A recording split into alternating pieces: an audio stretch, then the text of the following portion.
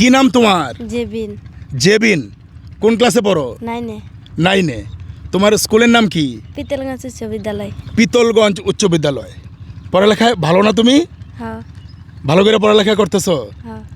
এবার 9-এ পড়ো, মানে একটু বেশি পড়ালেখা করার ইচ্ছা আছে না? আছে। মানে কলেজে পড়বা, পরে আরও উপরে পড়বা, ইচ্ছা আছে না? ইচ্ছা আছে তো নাকি? হ্যাঁ। হ্যাঁ, ইচ্ছাটা থাকাই ভালো। এই যে পাশে তোমার মা, আপনার নাম কি? আমার নাম রানু। রানু। আপনার মেয়ে? আমার মেয়ে। কয় মেয়ে আপনার? আমার 3 মেয়ে। এই যে এক মেয়ে তো দেখলাম জেবিন, আর 2 মেয়ে? এক মেয়ের বড় মেয়ে হয়েছে রুজিনা, পরে হয়েছে জেসমিন, পরে জেবিন।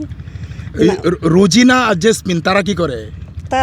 তারা লেখাপড়া করছে, পরে তারা বিয়ে দিয়ে দিছি। 2 মেয়ে বিয়ে দিয়েছি। 2 মেয়ে বিয়ে দিয়েছেন, এই যে এক মেয়ে আছে, এক মেয়ে আছে। 9-এ পড়তেছে। 9-এ পড়তেছে। আর আপনার ছেলে?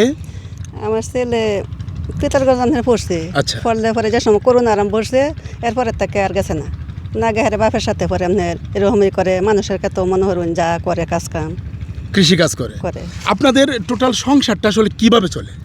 সংসারটা মনোহরণ এই যে নহন কিছু টাকা জমায় হারিয়ে মনোহরণ এই দিন শ্বাস মাস করে, এই যে মনোহরণ বেচা কিনি হরে মনোহরণ খা, মানুষের কাছেও যা ফুতে আনতে আছে করে হারিয়ে।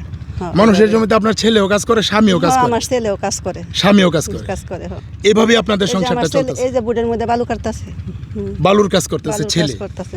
আর আপনার স্বামী ওই যে মানুষের জমিতেও কৃষি কাজ করে, আর এখানে যে অল্প একটু জমি নিছেন এটা হচ্ছে কাজ করে। এটার মধ্যে আপনার যা কিছু কারণ এটা যে চাষ করেন এটা তো আরো সারা বছর চলে না, চলে না। এই জন্য মানুষের জমিতেও কাজ করতে মানুষের হয়। জমিতেও কাজ করতেছে। আর আপনি এই যে দেখলাম আপনিও কাজ করতেছেন। ওখানে যে আমার স্বামী অসুস্থ, আপনার 2টা অপারেশনের রুগী, এই যে ফুট গেছে গা মানুষের কাজে না তো ফুটে করলো এলে ওখানে আমি একটু সহযোগিতা আপনার করুন, সহযোগিতা না করতেছেন। করলে আমি আপনার মেয়েও দেখলাম সহযোগিতা করতেছে, আমার মেয়েও। তুমিও কাজ করতেছো। এটা কি আসলে ওই যে মানে সংসারের সবার জন্য সহযোগিতা করতেছো? স্কুল যেদিন বন্ধ থাকে? হ্যাঁ। বুঝছি। আপনার নাম কি? আমার নাম রানু। ইনি রানু। এই চরাঞ্চলে ওনার বাড়ি ব্রহ্মপুত্র নদীর চরে। তিনি আসলে একজন গৃহিণী। তার স্বামী অপরের জমিতে কাজ করে, ছেলেও অপরের জমিতে কাজ করে। ছেলে পড়ালেখা করতে পারেনি, স্বামীও পড়ালেখা করতে পারেনি, কৃষিকাজই করে। এই অপরের জমিতে কাজ করেই তাদের সংসার।